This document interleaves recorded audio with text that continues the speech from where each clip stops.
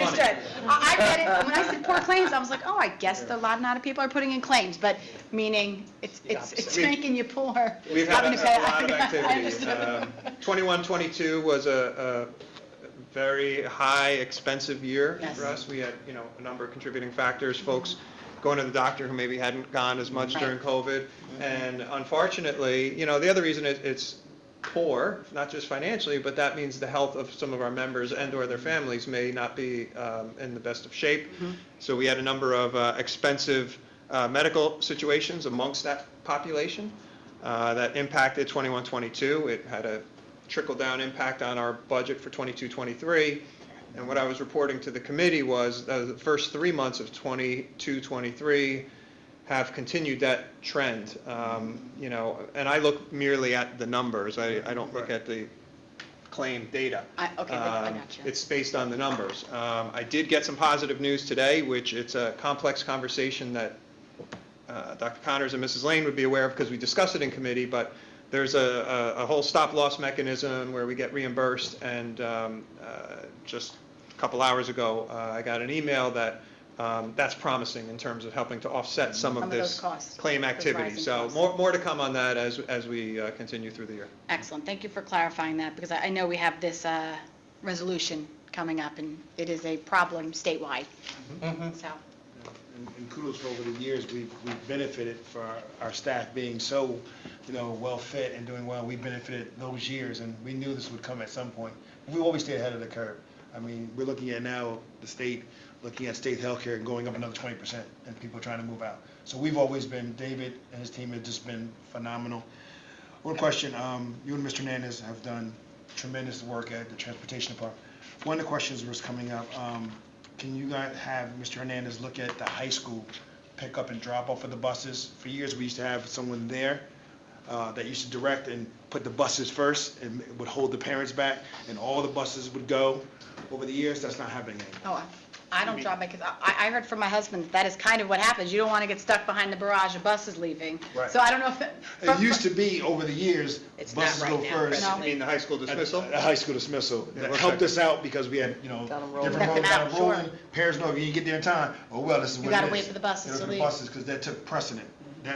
Because I believe we had someone that actually kind of did it on their own. Sylvester used to do it. And just kind of, and people just got to know, when he got up there, here we go.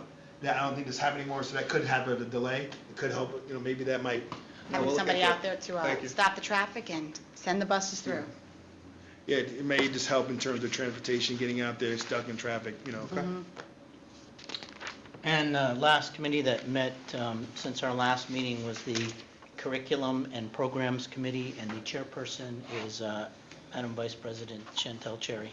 The Curriculum Committee met on Monday, October the 3rd, 2022, to discuss state testing, civics curriculum, English language arts updates, and more. Running Against the Odds. The committee discussed the book, Running Against the Odds, by Desmond Dunham, for middle school and high school English language arts. Students are encouraged from the reading of this memoir to tell their own stories. The district is exploring how Mr. Dunham's presence to grades 8 ELA teachers during the November 8th in-service day. A teacher's guide to Running Against the Odds is available online for free. Ms. Adu suggested giving the book to athletes, especially ninth graders. Metla Bodine House Museum. The committee discussed highlights from the museum. Dr. Connors told of an event occurring on October 29th from 7 to 10 p.m. There is an open invitation for anyone who would like to attend at the Piscataway Community Center, and the public can call for reservations. Children's book, Leola Bakes in Paris. Author Stephanie Dunlap discussed her inspiration for writing this book and highlighted the importance of diverse texts, as well as the idea of bacon as a universal language. Dr. Baskerville had a district support specialist preview the text. I'm proud to say that Ms. Dunlap works right here in the district. She started off at Children's Corner as a teacher's assistant, and now she's become an author, and I couldn't be any prouder of her. The ELA updates. Janine Albanese discussed small group instructions and said it is not limited to specialized groupings of students, but it is part of the independent reading and writing proportion of workshop. State testing and language acceleration guide. Dr. Baxterville told the committee that NJSLA individual score report cards have been mailed home to parents and families, and that the district is in the process of implementing the language acceleration guide, focusing on the targeted skills and aligned resources. Grade 6 civics. Dr. Baskerville said that in compliance with the state mandate, Piscataway will teach civics in marking periods 2 and 3 in grade 6. During the in-service days of October 24th and in November 8th, teachers will continue their work on aligning and pacing lessons using the most recent resources from the Center of Civic Education. Comprehensive health and PE. Dr. Baskerville said an information letter has been sent to the community containing information about the implementation plan for the comprehensive health and PE standards, as well as the upcoming opt-out procedure. It has been received well. And that was our meeting. Any comments or questions? I just want to say, going back to the children's book, I was taken back that I had no idea that Stephanie Dunlap, who works here, was working on this book. And we have a theme in the district of inspiration, about everybody believing in one another and, seeing everybody's self-worth, etc. And this is a true example. This book is about Stephanie's family. It's about her mom and grandmother and her grandfather. And her grandfather was Irish descent, and her grandmother was from the Bahamas. And this book is about them getting together and baking on Sundays.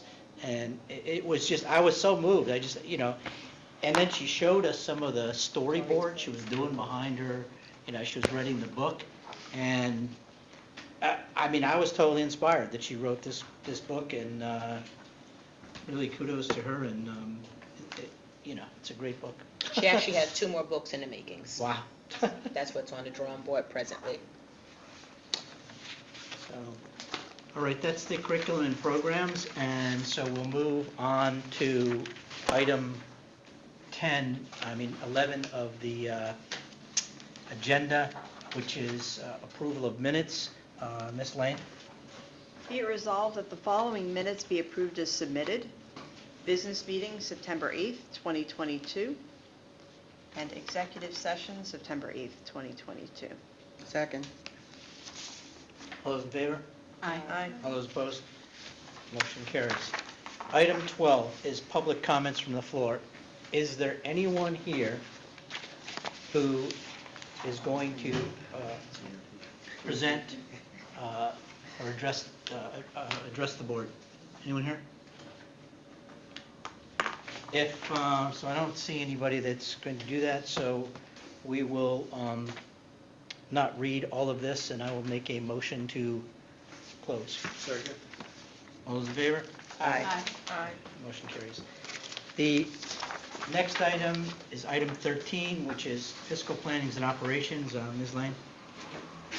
Be it resolved that the following motions identified as items A through G be approved as presented.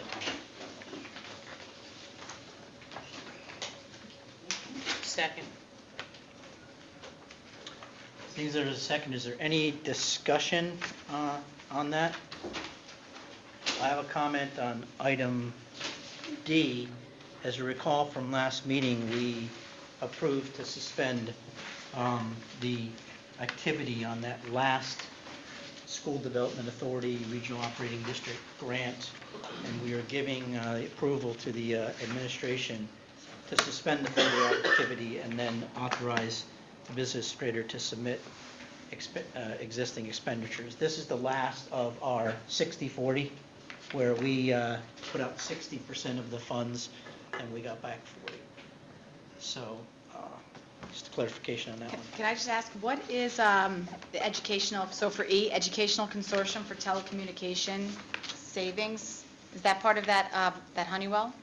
No, so Different? E-rate is a federal program where they reimburse for certain covered, it used to even be telephone services, not anymore, but Like internet? broadband connectivity, but also certain equipment that supports that. So this is a firm, a company, a consultant that helps us to fill out the paperwork and So we get the comply with the reimbursement. government program. I got you. Okay, cool, thank you. Seeing no further discussion, Mr. Board Secretary, please read the roll.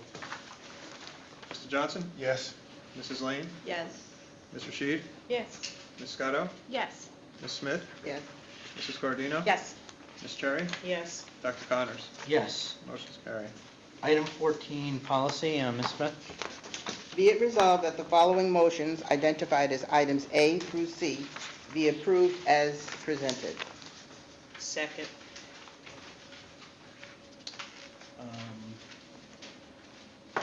Seeing there's a second, is there any discussion? Again, I just would remind people that on the acceptance of the first reading, and Ms. Smith has mentioned this in her report, was the recording of board meetings now include a piece on the Live stream.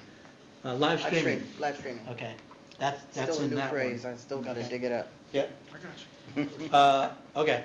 Anybody else? Seeing no other further discussion, Mr. Board Secretary, please call the roll. Mrs. Lane? Yes. Mr. Sheed? Yes. Ms. Scotto? Yes. Ms. Smith? Yes. Mrs. Cordino? Yes. Mr. Johnson? Yes. Ms. Cherry? Yes. Dr. Connors? Yes, and now we have given the business administrator permission to, on the second reading, to look at investments. Policy of 677. Okay, on the next item is item 15, which is curriculum. Madam Vice President? Be it resolved that the following motions identified as items A through K be approved as presented. Second. If there's a second, is there any discussion on curriculum?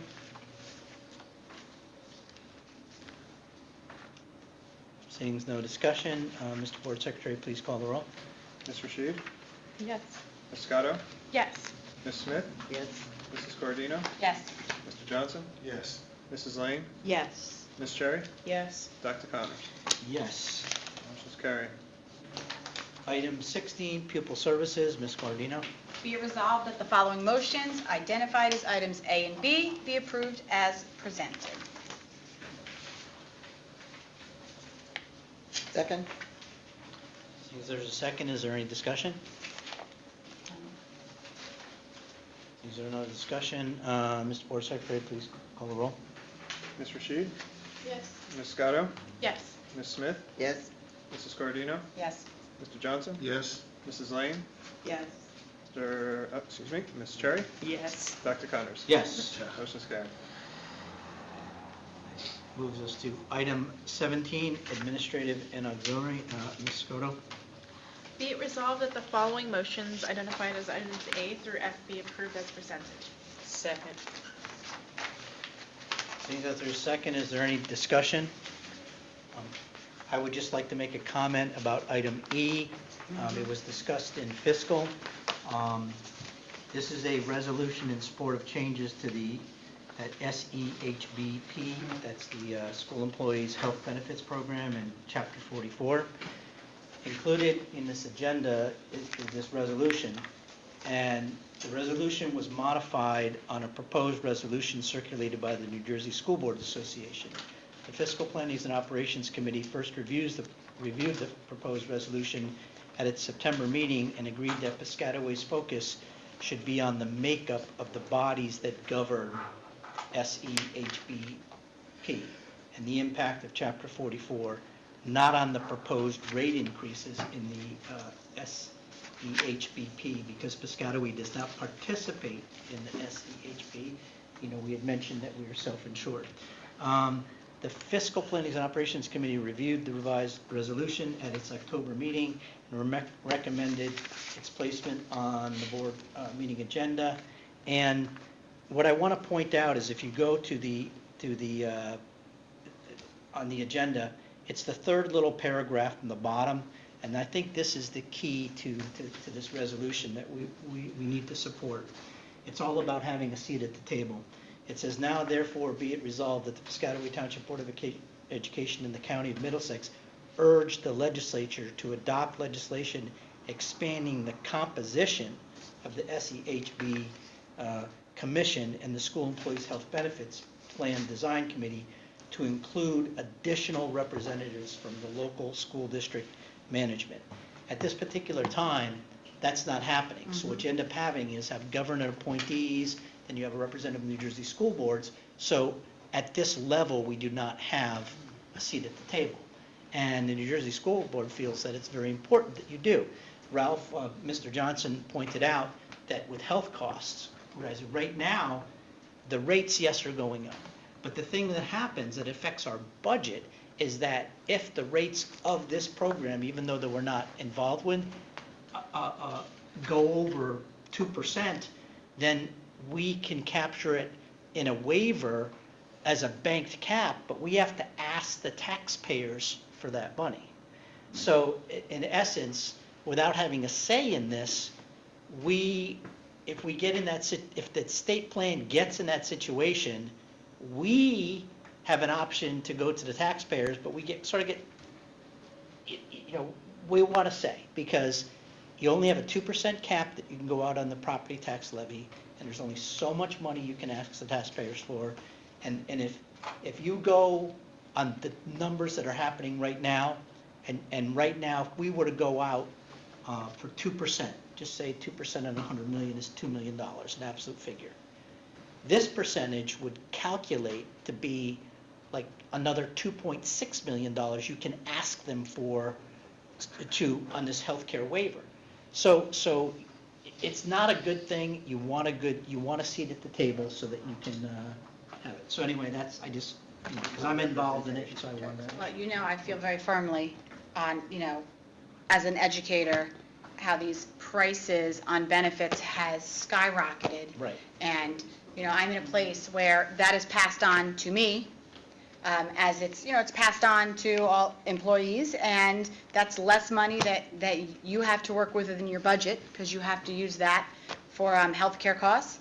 And for many teachers, that's less money in their pocket, because their premiums have gone up, which is directly out of their healthcare costs. So I think it's a good idea to have local representation at the table, so you can represent your members and your district, so that, it's not just people making decisions How do we where make it that doesn't known? affect them. How do we go about doing that, getting a seat at the table? Well, you write a resolution, I guess enough people write, and maybe they listen. I guess this is step one. I wish I had a solution, because there definitely is a problem. Healthcare is a problem nationwide, the cost of healthcare. And, that's nothing that'll be fixed here tonight, but it is a discussion that, people need to have an active role in advocating for. As it relates to this plan, Ms. Smith, New Jersey School Boards advocates, my association, Mine as New well. Jersey Association of School Business Officials, we advocate, but as Cordino said, this resolution is, one piece. This resolution, if it's approved by the board, you can see here, I'll be sending copies to Governor Murphy, State Treasurer Muyo, Senate President Scutari, Assembly Speaker Coughlin, Senator Smith, Assemblyman Danielson, and Assemblyman Egan, which are our We need their local support in order to representatives pass and state. legislation to. Right, and across the state, what's happening, and I don't know which, there's 600 school districts. So the hope was that the majority of the school districts would adapt this template, and what would change down here would be their County. legislative, District Representatives. 17 is Danielson, right? Yes. And then whatever down in Ocean County, their district would be, they'd get a copy in the Senate, et cetera. So they'd all get, that. We're bombarding them Right. with these requests. Over the years, everyone, the state was pushing everyone to try to go into one big fund, because the more people, supposedly, the lower the cost. But Right. as we know, the premiums going up and services are going down. And David, along with his team, has been great. When we went into South Shore, people thought he was crazy when he first did it. And they were like, when they saw the results, wait a minute. You're having your people work out. They're more in shape. They're doing all this mentoring, all this. We lost that. There weren't people going to the hospital. And it started being resolute. So people are starting to look at these options as well. So kudos to you again. Yeah, we were one of the first districts in the state to be self-insured, so. This Has is- that interest grown for for the other 600 districts? To be self-insured? Yes. Yes, so you need to have a certain population size of employees to make it Okay. financially, for the metrics to work and make it worth the risk. Yeah. So that's a limiting factor, but it has absolutely expanded. I think it's 30-plus districts, maybe even more. But what they've also created is, for smaller districts, there's a couple of insurance pools that operate as self-insured, and they attract smaller districts who aren't big enough to go self-insured on their own, but they hook up with other districts. So it spreads the risk a little bit amongst multiple employers. Right. But one of the benefits of being self-insured is you avoid certain taxes. So, you avoid a certain percentage of tax that you pay if you pay and profit, and that you pay when you pay a private insurer to provide private insurance for a school district. Okay.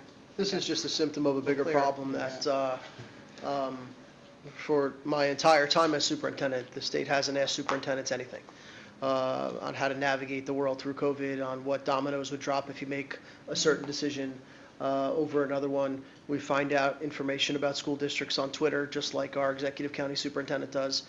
Kyle Anderson's fantastic, but he doesn't get information just like we don't, right? And we don't have anybody at the table. So Wow. that I guess that's the theme, That's right? never This is been- just a symptom, That's never one been- resolution for a bigger problem. We don't have anybody at the table to help make decisions, and nobody's asking us. They make decisions and they say, you have to do this, you have to do this. Oh, by the way, you don't have any money for it. So it's just a bigger problem. Yeah, and in the time that I've been on a local school board, now it's like 12, 13 years, and attending a lot of the New Jersey school boards, what you want is you want the local school boards to be advocating to tell the legislators what is important and what to do, not the other way around. If it works the other way around, the legislatures mandate things down to the local school boards and you don't have a say. So that's the purpose of a lot of this, is an advocacy group. Anyway, there was a second, we've had discussion, anybody I else? had a question for Okay. David, other than this. For conferences and things, I'm noticing things that are under 300. I was under the impression that building principals and all that, under a different fund, can send people without board approval if it was under 300. So there is in the statutes a threshold that's 150. The board would have to take action for each particular school year, authorizing the superintendent to approve, and he could then designate the principals, travel that is less than 150 not appearing on a board agenda. That is an option. It's never been done in the 8 years I'm here, and I think prior to my arrival here, it wasn't done. I mean, it's something the board could consider if it wanted to, but I mean, that's the change, I was background. just curious, I know there was a provision for that. You know me, I read everything. So, okay, no, wonderful, thank you. So no further discussion. Mr. Board Secretary, could you please read the roll? Ms. Scotto? Yes. Ms. Smith? Yes. Mrs. Scardino? Yes. Mr. Johnson? Yes. Mrs. Lane? Yes. Ms. Rashid? Yes. Ms. Cherry? Yes. Dr. Connors? Yes. Motion's carried. Okay. That moves us to item 18, which is old business, and is there any old business? Yes, I spoke with Dr. Vanelli earlier in regards to, I did make a request in regards to our special needs population and after-school programming and trying to help that. Sure. Has there been any movement? Yeah, or- so I took your request that I